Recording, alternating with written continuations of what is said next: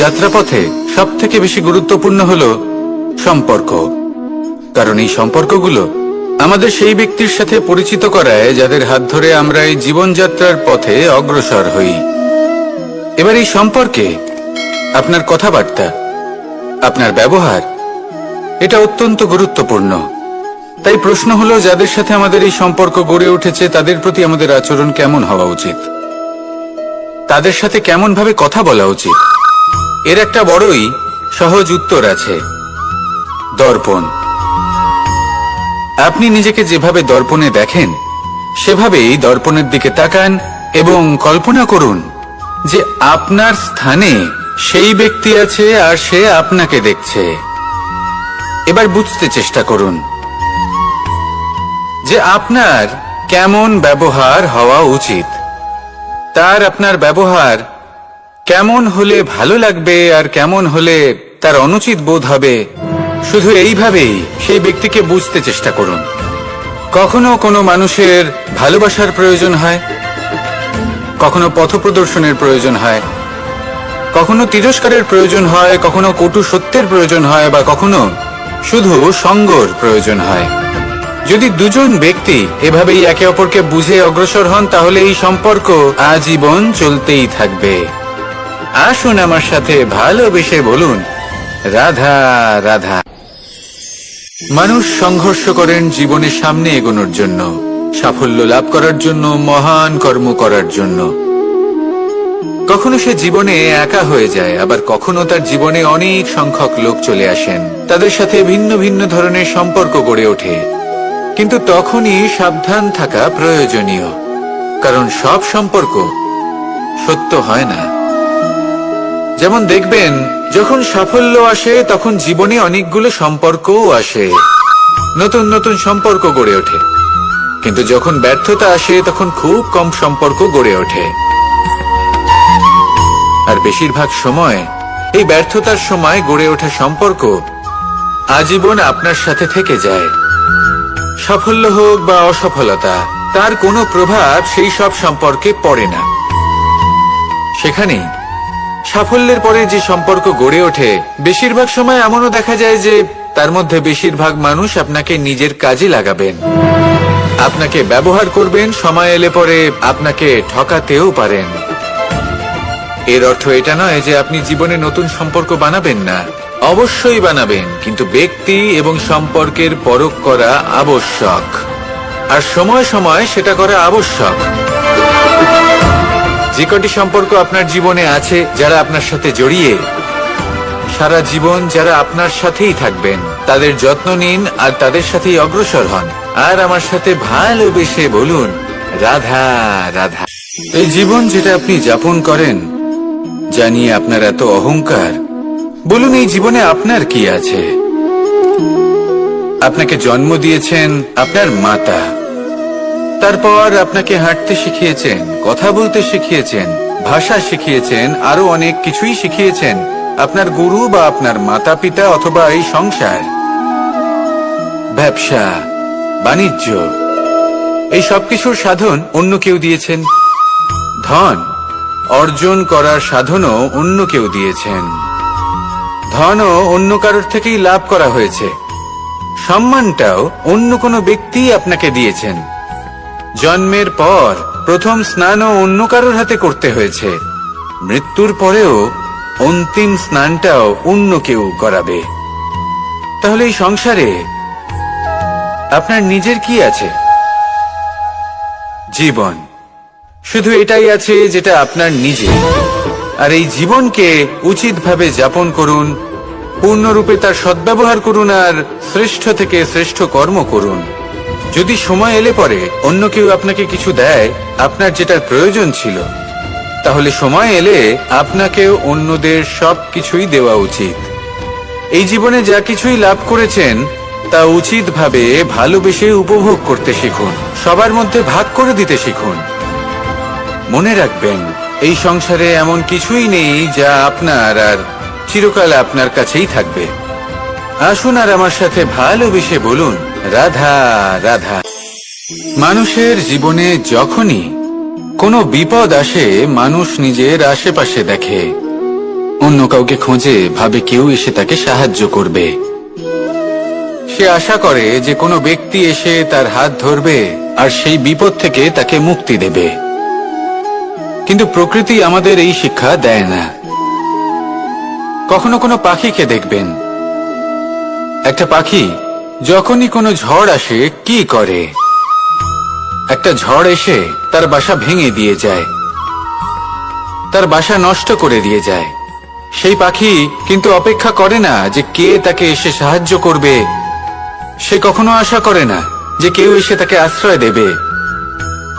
সে নিজেই কর্ম করে, একটা একটা করে খড়কুটো সে আবার জড়ো করে আর নিজের বাসা পুনর্নির্মাণ করে।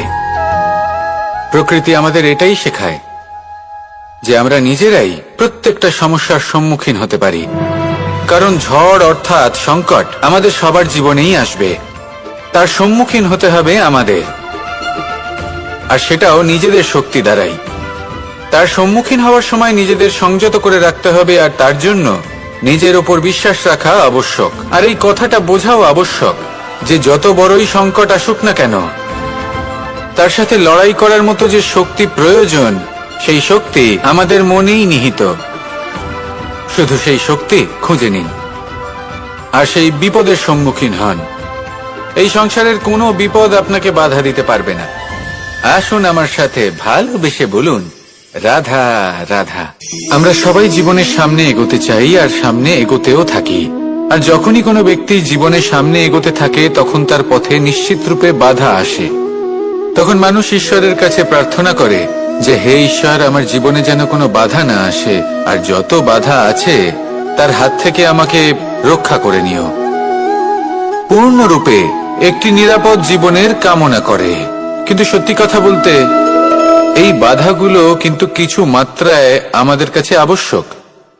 যদি এই বাধা না থাকে তাহলে আমরা সামনে এগোতে পারবো না। একটা উদাহরণ দিই, যখন আমরা হাঁটি তখন এই মাটির একটা আকর্ষণ বল থাকে যেটা আমাদের নিচের দিকে আকৃষ্ট করতে থাকে। সেই কারণেই সামনে পথ চলা কঠিন হয়ে যায়। কিন্তু এই আকর্ষণ বলের কারণেই আমরা সামনে অগ্রসর হতে পারি, কারণ এই আকর্ষণ বল আমাদের ধরে রেখে দেয়। তার জন্যই আমরা মাটির ওপর টিকে থাকতে পারি।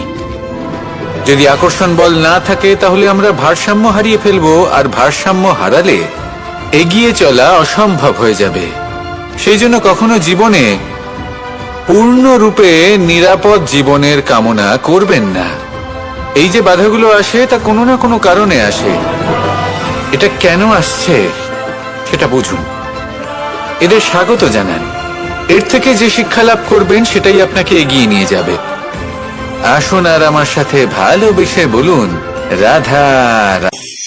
মানুষ নিজের জীবনে সবকিছু লাভ করতে পারেন, সম্পত্তি, সাফল্য, সুখ, স্বাচ্ছন্দ্য, কিন্তু তারপরেও তার মনে একটি ভয় থেকে যায় যে কখনো যেন এমন কিছু না হয় যেটা ওকে এসে ভেঙে দেবে, তার অন্তর্মনকে ভেঙে দেবে, তার আত্মাকে ভেঙে দেবে। কিন্তু সত্যি কথা বলতে কিছু ভাঙলেও তাতে ভয় পাওয়ার কোনো প্রয়োজন নেই। ভাঙার পরেই কিন্তু নতুন নির্মাণ হয়। এটাই তো প্রকৃতি আমাদের শেখায়। এই দেখুন না, যখন এই মেঘ বিভাজিত হয়, ভেঙে পড়ে, তবেই তো বর্ষা আসে, আর বর্ষার পরেই এই মাটির সিঞ্চন হয়। একটি বীজ সেটা ভাঙার পরে তবেই সেখান থেকে সে অঙ্কুরিত হয়। তাই ভেঙে পড়ার কথা শুনে ভেঙে পড়বেন না। তারপর যে সব নির্মাণ হতে চলেছে তার উপর মনোনিবেশ করুন। আর হ্যাঁ, যদি সংসারে এমন কিছু থাকে যা ভাঙবেন না, তাহলে সেটা হলো বিশ্বাস। জীবনে কখনো কারোর বিশ্বাস ভঙ্গ করবেন না। যখন ব্যক্তির বিশ্বাস ভঙ্গ হয় তখন তার আত্মা আহত হয়। আসুন আমার সাথে ভালোবেসে বলুন, রাধা রাধা। মানুষ যখনই কোনো কাজ করেন তখন ওনার মনে একটা প্রশ্ন অবশ্যই আসে যে এই কাজের পরে লোকে নিন্দা করবে নাকি প্রশংসা করবে। এই বিষয়ে ভাবতে ভাবতে ওনারা এটা বুঝতে ভুলে যান যে নিন্দা এবং প্রশংসার বিষয় ভেবে ওনারা নিজেদের একাগ্রতা এবং সমর্পণ দুটোই হারিয়ে ফেলেন। নিন্দা হবে ভেবে ভয় পাওয়ার কি প্রয়োজন? নিন্দাতে অনুচিত কি আছে? উচিত দৃষ্টিভঙ্গি দিয়ে ভেবে দেখুন। নিন্দা এবং প্রশংসা এই দুটোই হলো অনিবার্য। নিন্দা যখনই হয় তখন যে যাই বলুক না কেন, আপনি একটা সুযোগ লাভ করেন, একটা সুযোগ নিজের ভুল বুঝতে পারার। সেটা শুধরে নিতে পারেন, নিজের পথ বদলে নিতে পারেন আর সাফল্যের পথে অগ্রসর হতে পারেন। একটা শিক্ষা পাওয়া যায় এই নিন্দা দ্বারা। আর যখন প্রশংসা লাভ হয় তখন আমাদের মন আনন্দে ভরে ওঠে। এই দুটোই অত্যন্ত প্রয়োজনীয়। সেই জন্য নিন্দা এবং প্রশংসার এই খেলায় জীবনের অঙ্কটা বদলে ফেলবেন না, সেটা অনুচিত হবে। কারণ জীবন না শুধু নিন্দার বিষয় আর না শুধু প্রশংসার, জীবন হলো আত্মিক সুখের বিষয়। যখন আপনি কোনো শ্রেষ্ঠ কাজ করেন, আপনার মন আপনাকে বলে দেবে যে আজ আপনি কোনো শুভ কাজ করেছেন। সেটাই হলো আত্মিক সুখ, এটাই হলো জীবন। তাই নিন্দার মাধ্যমে যে দুঃখ জীবনে আসে বা ফেলে আসা অতীতের জন্য আপনার জীবনে যে দুঃখ আসে, সেগুলো ভাবা বন্ধ করে দিন আর কর্ম করুন এই বর্তমানের জন্য, আগামী ভবিষ্যতের জন্য। আসুন আমার সাথে ভালোবেসে বলুন রাধা। করতেন তাহলে মহাভারতের সেই যুদ্ধে জয়লাভ করে সমস্ত ভূমণ্ডলের স্বামী কি করে হয়ে উঠতেন? অর্থাৎ হতে পারে সিংহ বনের রাজা, কিন্তু শিকার নিজে পায়ে হেঁটে তার কাছে আসে না। সেই ভোজন লাভ করার জন্য সিংহকে কর্ম করতেই হয়। তাহলে আপনার ভাগ্যে যেটা আছে সেটা আসবে, কিন্তু কর্মের জোরে আসবে। তাই কর্ম করতে থাকুন আর আমার সাথে ভালোবেসে বলুন রাধা রাধা। লোভ এবং ক্রোধ এই দুইয়ের মধ্যে সম্পর্ক খুব গভীর। এবার আপনি বলতে পারেন যে এটা আমি কি বলছি, একটু বোঝার চেষ্টা করুন। জীবনে যখনই আমরা কোনো বস্তু লাভ করতে চেষ্টা করি, তার বাসনা পোষণ করি, আর যখন সেই বস্তু আমাদের কাছে আসে, আমরা চাই যে এটা আমাদের সাথেই থাকুক। আমরা সেটা সংরক্ষণ করে রাখার চেষ্টা করি। লোভের জন্ম হয়। আর যখন তাকে সংগ্রহ করে নিজের কাছে ধরে রাখতে পারি না, যখন সেই বস্তু আমাদের থেকে দূরে চলে যায়, তখন সেই লোভ ক্রোধে পরিবর্তিত হয়ে যায়। এবার এই ক্রোধ কি করে? এই ক্রোধ আপনার মনে ভয় উৎপন্ন করবে, কিছু সন্দেহ উৎপন্ন করবে। মনে হবে যে যেন আমি সেই বস্তুর যোগ্যই ছিলাম না, আমার চেষ্টায় কোনো ত্রুটি ছিল, আমি কোনো অনুচিত কিছু করেছি।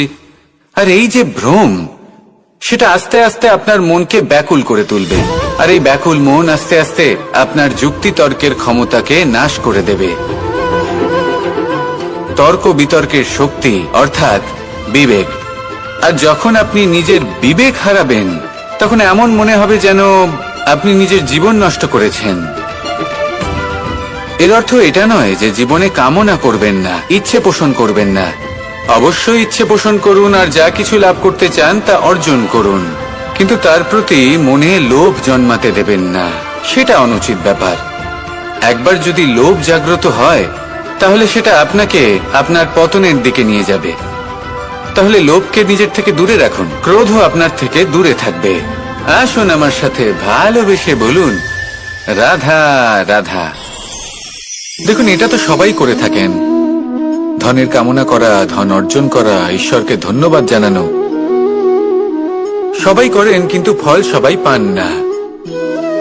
কারণ বেশিরভাগ মানুষই পেছনে ফিরে তাকিয়ে এটা ভাবেন যে আমরা তো জীবনটা যাপনই করলাম না।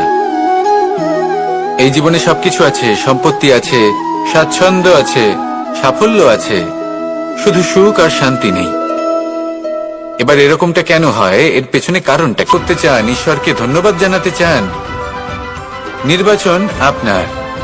আসুন আমার সাথে ভালোবেসে বলুন রাধা রাধা। ভয় হলো মানুষের জীবনে এমন একটি আবেগ যেটা না থাকলেও মঙ্গল, আর থাকাটাও প্রয়োজনীয়। এই ভয় মাঝে মাঝে মানুষকে কোনো কর্ম করা থেকে বাধা দেয়, আবার কখনো মানুষকে এই ভয় কোনো কর্ম করতে প্রেরণা প্রদান করে। এবার যেমন মৃত্যুর পর আমরা স্বর্গ লাভ করব নাকি নরক বাস করব, সেই বিচারটা ভয় হিসেবে মানুষের মনে ঘর করতে থাকে। আর এই ভয়ের বিষয়ে মানুষ এতটাই ভাবে যে নিজের জীবনের লক্ষ্য, উদ্দেশ্য, রীতি এই সব কিছুর বিষয়ে ভুলে যায়। দেখতে গেলে মৃত্যুর পরে কি হবে সেটা আমাদের মধ্যে কেউ জানে না, সেটা তো মৃত্যুর পরেই আমরা জানতে পারবো। কিন্তু এই মৃত্যু পর্যন্ত নিজের জীবনের সারথি হলেন আপনি নিজেই, তাই না? আপনি চাইলে এই জীবনকে স্বর্গও করতে পারেন, আবার নরকেও পরিণত করতে পারেন।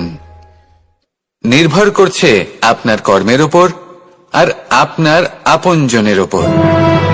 আপনি যাদের আপন বলে মনে করেন, অনেক সময় যাদের আপনি বন্ধু বলে মনে করেন, কথায় আছে যে প্রকৃত বন্ধুর মধ্যে ঈশ্বর বসবাস করেন।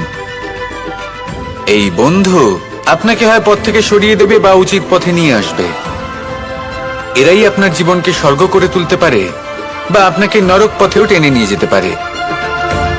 তাই জীবনে নিজের কর্মের বিষয়ে আর নিজের সঙ্গের বিষয়ে ভাবুন, সতর্ক হয়ে এগোন আর আমার সাথে ভালোবেসে বলুন, রাধা রাধা। আমরা সবাই প্রত্যেকদিন পরিশ্রম করি, কিন্তু আমাদের মনে কখনো না কখনো এই প্রশ্ন অবশ্যই আসে যে সবসময় জীবনে অগ্রসর হওয়ার জন্য সেই পথেই কি চলা উচিত যেটা পূর্ণরূপে সুরক্ষিত, নাকি এমন পথেও চলা উচিত যে পথে একটু সংকটও আসতে পারে। এবার আমি আপনাদের বলবো যে বিকাশ কিভাবে হয়। ছোট্ট একটা উদাহরণ দিই বিকাশের। আমরা ছোটবেলায় কিভাবে হাঁটতে শিখি। যখন আমরা শিশু অবস্থায় থাকি তখন আমরা একটি পা মাটিতে রাখি, দ্বিতীয় পাটি আমরা শূন্যে উত্তোলিত করি, তারপর সেই পা আমরা আবার মাটিতে রাখি আর তার উপর ভিত্তি করে আমরা আবার অন্য পাটা ফেলি। ঠিক এভাবেই আমরা হাঁটতে শিখে যাই। এবার এক্ষেত্রেও আমরা ছোট্ট একটা ঝুঁকি নিই, আর সেটা হলো যে আমরা পাটি শূন্যে উত্তোলিত করেছি। এতে বিপদ হলো এটাই যে আমরা ভুল করে নিজের ভারসাম্য হারাতে পারি, পড়ে যেতে পারি। অনেকবার পড়েও যাই, কিন্তু তারপরে কি হয়, আমরা আবার উঠে দাঁড়াই আর চলতে শুরু করে দিই, আর ঠিক এভাবেই আমরা হাঁটতে শিখে যাই। এমন জীবনেও হয়। জীবনেও এইভাবেই কর্ম করতে থাকুন। এমন কিছু কর্ম করলেন যার ফলে বিপদ আসতেই পারে, পরাজয় হতেই পারে, কিন্তু সেটা পার করলেই বিকাশ সম্ভব। তাই কর্ম করতে থাকুন আর আমার সাথে ভালোবেসে বলুন, রাধা রাধা। কখনো কখনো আমরা অনেক কিছু ভাবি, তারপর দুঃখী হয়ে যাই যে এত কিছু ভাবা সত্ত্বেও আমরা যে কর্ম করতে চেয়েছিলাম সেটা করতেই পারলাম না, যে লক্ষ্যটা আমরা লাভ করতে চাইছিলাম সেটা করতেই পারলাম না। আমরা সংসারের সামনে এটা ঘোষণা করে ফেলি, কথা দিয়ে ফেলি যে এই কর্ম আমি করে দেখাবো, এই সাফল্য আমি প্রাপ্ত করেই ছাড়ব, কিন্তু করতেই পারি না। তার কারণটা কি? চেতনা, আমাদের একাগ্রতা। আমরা একাগ্র হয়ে পড়ি এই সংসারকে কিছু প্রমাণ করে দেখানোর জন্য, যেখানে আমাদের একাগ্রচিত্ত হওয়া উচিত নিজেদের কর্মের উপর। কোনো বস্তু বা কোনো সাফল্যের কামনা করা, তার জন্য পরিকল্পনা করা, তার জন্য কর্ম করা আর তা প্রাপ্ত করা, এটা আমাদের কর্তব্য। আর আমাদের মনোযোগ শুধু সেদিকেই কেন্দ্রীভূত হওয়া প্রয়োজনীয়। এই সংসারকে বলার কোনো প্রয়োজন নেই। একবার যদি আপনি কর্ম করে দেখান তাহলে সংসার এমনিও দেখতে পাবে। সেই জন্য প্রতিশ্রুতি দেবার পরিবর্তে দৃঢ় সংকল্প করে অগ্রসর হতে থাকুন। শুধু ভাবার বদলে কর্ম করতে শিখুন, আর বলার পরিবর্তে সেটা করে দেখাতে শিখুন। একবার সাফল্য লাভ করুন, তারপর এই সংসারকে বলবেন যে এটা আমি ভেবেছিলাম আর সেটাই আমি করে দেখিয়েছি। কর্ম করুন আর আসুন আমার সাথে ভালোবেসে বলুন, রাধা রাধা।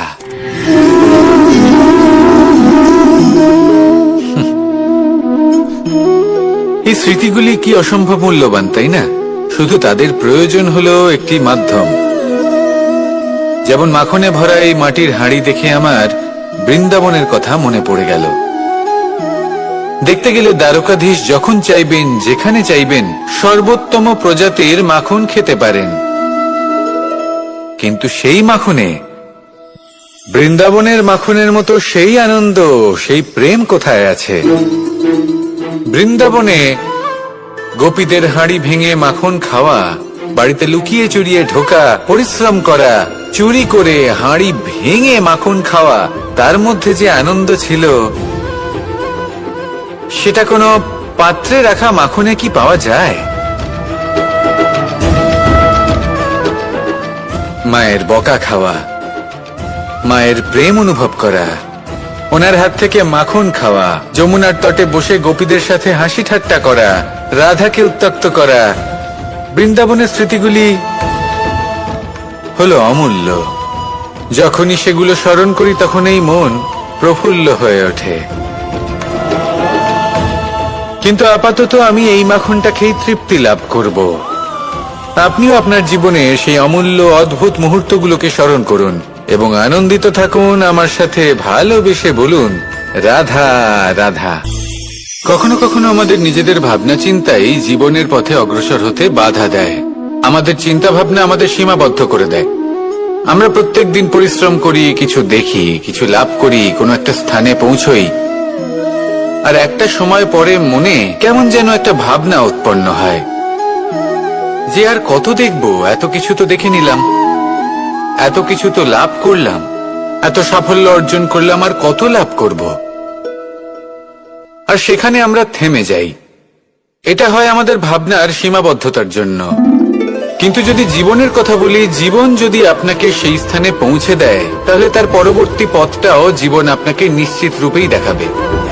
প্রয়োজনটা হলো সেই পথটা দেখার এবং সেই পথে অগ্রসর হওয়ার। আর যেটা আমাদের জীবনযাত্রার সাথে হয়, সেটা জীবনের সাথে এবং আত্মার সাথেও হয়ে থাকে। আমরা জীবনে প্রগতি লাভ করি, বিকাশ লাভ করি, কিন্তু একটা সময় পরে আমরা থেমে যাই। আমাদের সেটাই করলে চলবে না। এই জীবনযাত্রা, প্রগতি, বিকাশ, এই সব কিছুর সমাপ্তি তখনই সম্ভব যখন জীবন সমাপ্ত হবে। তাই নিজেকে বাধা দেবেন না, নিজের জীবনের উদ্দেশ্যকে সীমিত করবেন না, সামনে অগ্রসর হতে থাকুন আর আমার সাথে ভালোবেসে বলুন, রাধা রাধা। আজ আপনাকে আমি একটা কাহিনী শোনাবো। রাধার সখী ললিতা একদিন প্রসাধন করছিল। ও দর্পণে নিজেকে দেখল, আর তখন ওর প্রসাধন ওর ভালো লাগলো না। ও বারংবার নিজের প্রসাধন বদলাতে থাকলো আর দর্পণের দিকে তাকালো। কখনো ফুল বদলালো, কখনো বস্ত্র বদলালো, কখনো আভূষণ বদলালো, কিন্তু কিছুতেই নিজের প্রসাধন ওর ভালো লাগলো না। ওর মনে হতে লাগলো যেন ওর রূপ ওকে ত্যাগ করেছে। ও এই কথা রাধাকে বলল। রাধা ওই দর্পণের দিকে তাকালো, একটা বস্ত্র নিল আর সেই দর্পণকে স্বচ্ছ করে তুলল। তারপর ললিতা ওই দর্পণের দিকে তাকালো আর ও নিজের উদ্ভাসিত রূপ দেখতে পেল, নিজের সৌন্দর্য দেখতে পেল। তাৎপর্য মালিন্য দর্পণে ছিল, তার রূপে নয়। ঠিক সেইভাবেই এই দর্পণের মতোই হলো আমাদের মন। যদি এতে মালিন্য থাকে, তাহলে এই সংসারের সবকিছুই মলিন বলে মনে হবে। আপনি যদি এই সংসারের সৌন্দর্য দেখতে চান, এই সংসারের শুভ কি সেটা জানতে চান, তাহলে নিজের মনকে স্বচ্ছ করে তুলুন। আসুন আমার সাথে ভালোবেসে বলুন, রাধা রাধা। এটা কোনো এক সময়ের ঘটনা। মাটির নিচে ছিল জল, আর মাটির ওপর ছিল একটা বৃক্ষ, আর সেই বৃক্ষে ছিল একটা পাতা যা আকাশকে স্পর্শ করত। যখনই কোনো ব্যক্তি আসতেন, সেই পাতাকে দেখে তার প্রশংসা করতেন। তাই বলে, আকাশে সোনার মেঘ কত ছবি আঁকে, আপনার নাম কভু লিখে নাহি রাখে। অর্থাৎ প্রতিনিধি ওই বৃক্ষের পাতাকেই মনে করা হতো, সব প্রশংসা ওই পাতাকেই করা হতো। যেখানে চোখের আড়ালে থাকা সেই জল মাটির নিচে থেকে নিঃস্বার্থভাবে নিজের কাজ করে যেত, সেই বৃক্ষকে শক্তি প্রদান করত। কয়েকদিন পরে সেই পাতার অহংকার হতে শুরু করলো। সে ভাবতে শুরু করলো যে আমি হলাম এই জলের অস্তিত্ব। আমি আছি সেই কারণেই এই জলের কথা স্মরণ করা হয়। আর কিছুদিন পরে সেই বৃক্ষ সেই জল শোষণ করা বন্ধ করে দিল, এবং সর্বপ্রথম মৃত্যু হলো সেই পাতার। সেই পাতা যা আকাশকে স্পর্শ করছিল তা ঝরে মাটিতে পড়ে গেল, আর প্রত্যেক ব্যক্তি তার ওপর দিয়ে হেঁটে চলে যেত, তাকে দেখে আর কেউ প্রশংসা করত না। সেই জন্য জীবনে কখনো অহংকার করবেন না, বিশেষ করে তাদের কখনো অহংকার প্রদর্শন করবেন না যাদের কারণে আপনি সাফল্য লাভ করেছেন, যারা আপনার জীবনের আধার।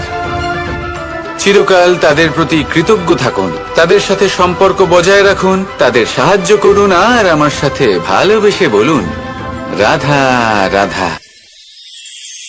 পরম শক্তি প্রকৃতি, এ হলো এই সংসারে সব থেকে বেশি শক্তিশালী।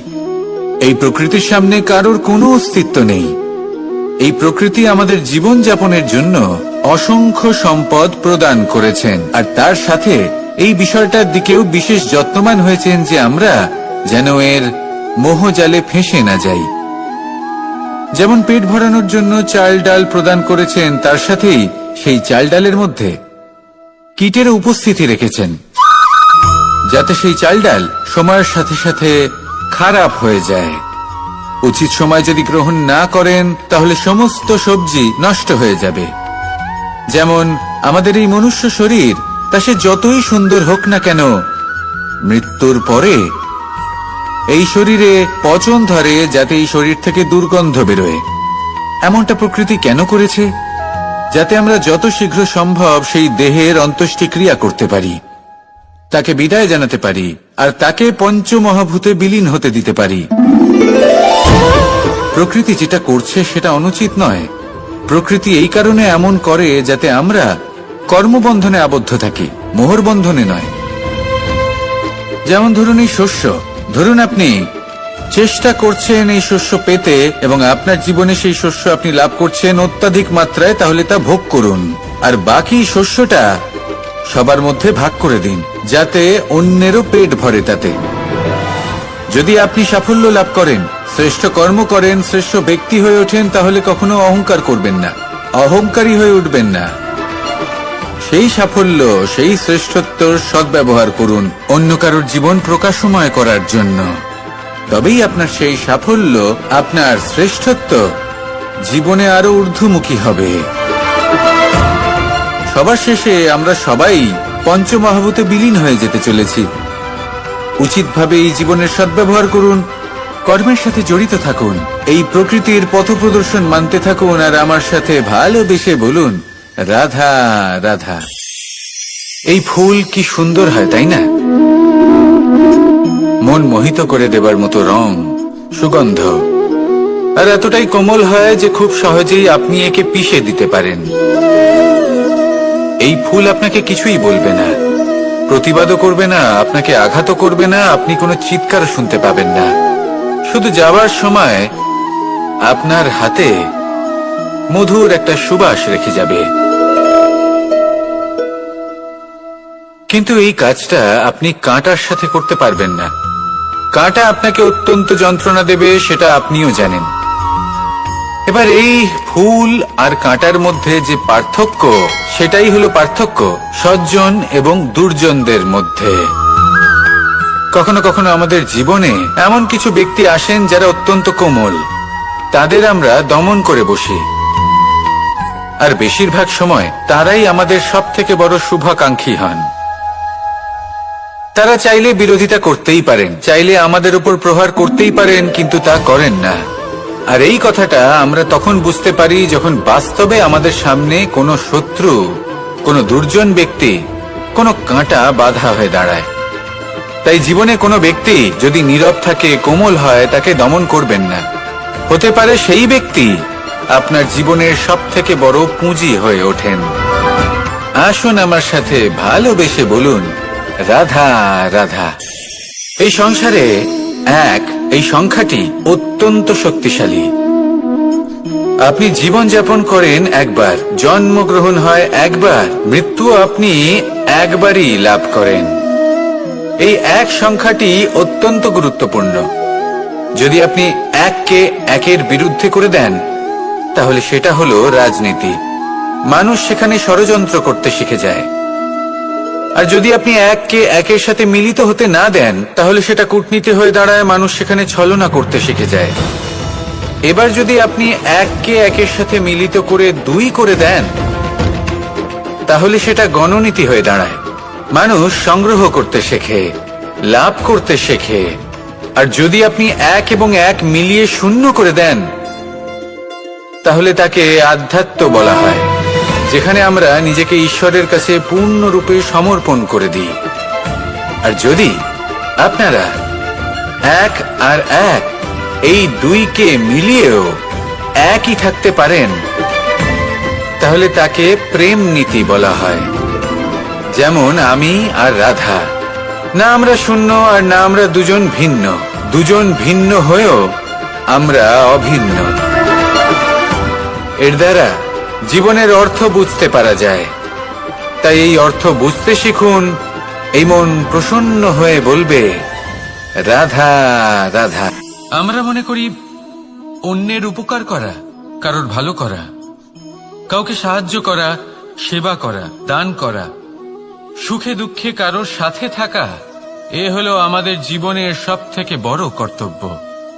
এটাই আসল কর্তব্য। কিন্তু এটা কি সত্যি? না। কর্তব্যের জন্য অনেক সময় মানুষকে অনেক অনেক যন্ত্রণা ভোগ করতে হয়। এমন কিছু কর্তব্য থাকে যা পালনের জন্য মানুষকে এমন কিছু পথ দিয়ে যেতে হয় যেখানে কাঁটা আছে, দুঃখ আছে, যন্ত্রণা আছে, বিপদ আছে। সেটা পার করে তবে ও নিজের কর্তব্যকে পূর্ণ করতে পারে। অন্যের উপকার, ভালো কাজ করা, কাউকে সাহায্য করা, দান করা, সেবা করা, সুখে দুঃখে সঙ্গ দেওয়া, এটা কর্তব্য নয়, এটা হলো আনন্দ। কারণ এতে আপনারই জীবন আরো সুখময় হবে, আপনি আরো সুখ পাবেন, আপনার স্বাস্থ্য আরো ভালো হবে, আপনি জীবনে আরো ভালো ভালো মানুষ পাবেন। আর সব থেকে বেশি যদি এ কিছু বাড়িয়ে তোলে, তাহলে তা হলো প্রেম। তাহলে একে কর্তব্য মনে করবেন না। এ হলো শুধুই সেই পথ যাতে অগ্রসর হয়ে আপনি নিজের জীবন অত্যন্ত সুখময় করে তুলতে পারবেন। তাহলে আপনি এটাই করুন আর আমার সাথে ভালোবেসে বলুন, রাধা রাধা। আপনি কখনো একটা পর্বতকে দেখে থাকবেন। দিনের বেলায় যদি দেখেন এই পর্বতকে কত সুন্দর দেখতে লাগে।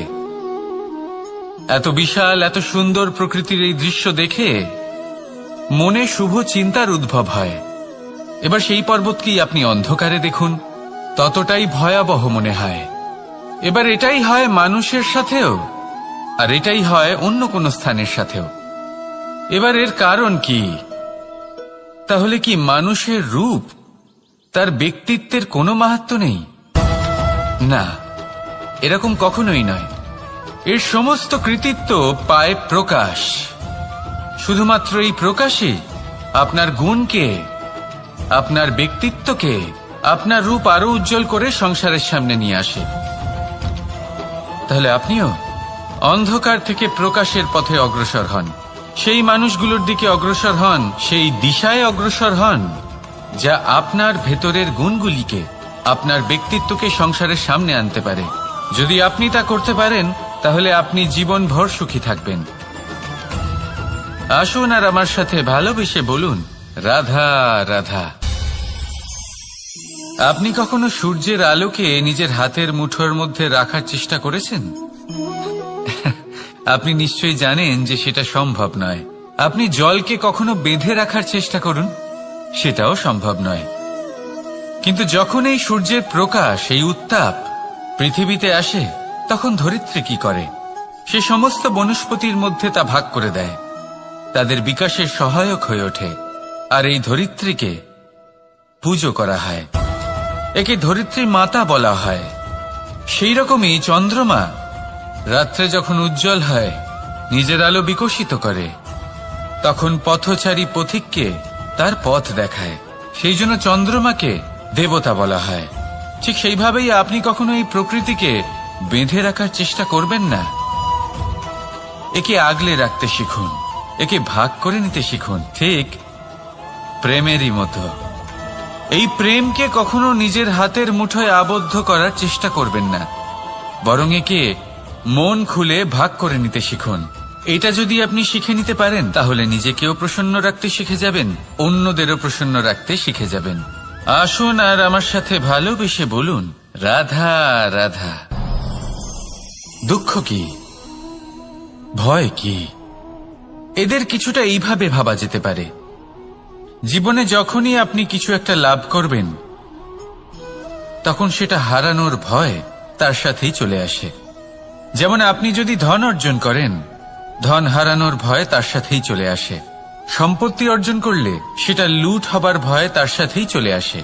আর এটা জীবনের সাথেও হয়। যেই মুহূর্তে আপনি জন্ম নেন, মৃত্যুর ভয় তার সাথেই চলে আসে।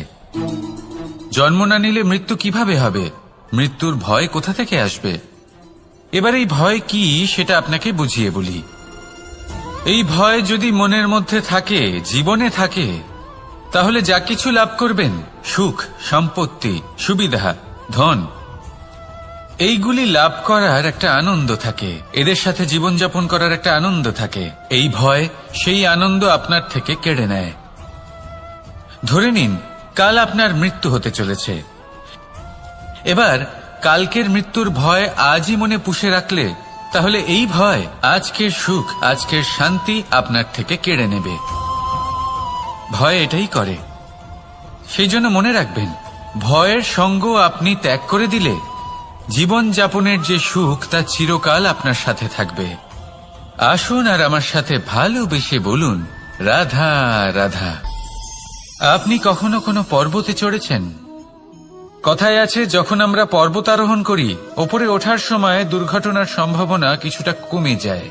সেখানেই যখন পর্বত থেকে নিচে নামি, তখন দুর্ঘটনার সম্ভাবনা অত্যন্ত বৃদ্ধি পায়। অর্থাৎ নামার সময় আমাদের আরো ভারসাম্য বজায় রাখতে হয়, আরো সাবধানে থাকতে হয়, অর্থাৎ বিবেককে জাগিয়ে রাখতে হয়। এবার জীবনেও সাফল্যের পর্বত আরোহণের সাথে এটাই হয়। যখন আমরা সাফল্যের পর্বত আরোহণ করতে থাকি, তখন এমনি আমাদের লক্ষ্য আমাদের গন্তব্যের দিকে থাকে। আমরা নিরন্তর পরিশ্রম করি, চেষ্টা করতে থাকি, আমাদের মধ্যে সেই উৎসাহ থাকে, সেই সাহস থাকে। কিন্তু একটা কথা সত্যি, সমস্ত আরোহণের পরে অবরোহণ থাকে। আর এই অবরোহণই থাকে যেখানে বেশিরভাগ মানুষ নিজের ভারসাম্য বজায় রাখতে পারেন না, আর সেখানেই ভেঙে পড়েন। তাই জীবনে যদি সাফল্যের শিখরে পৌঁছতে চান, তাহলে আপনাকে নিরন্তর প্রয়াস করতে হবে, সংঘর্ষ করতে হবে, পরিশ্রম করতে হবে, আর নিজের লক্ষ্যের দিকে একাগ্রতা কেন্দ্রীভূত করতে হবে। তাহলে আপনি নিজের লক্ষ্য অবশ্যই পাবেন। কিন্তু যখন অবরোহণের সময় আসবে, যা নিশ্চিত রূপে আসবেই, তখন আপনাকে সংঘর্ষ করতেই হবে, ধৈর্য ধরতেই হবে, সাবধানে থাকতেই হবে, ভারসাম্য বজায় রাখতেই হবে। এটা হলো অত্যন্ত আবশ্যক, কারণ পরবর্তী সাফল্যের শিখরে আপনাকে পৌঁছতেই হবে, আর তার জন্য আপনাকে সুরক্ষিতভাবে অবরোহণ করতেই হবে, ঠিক কিনা?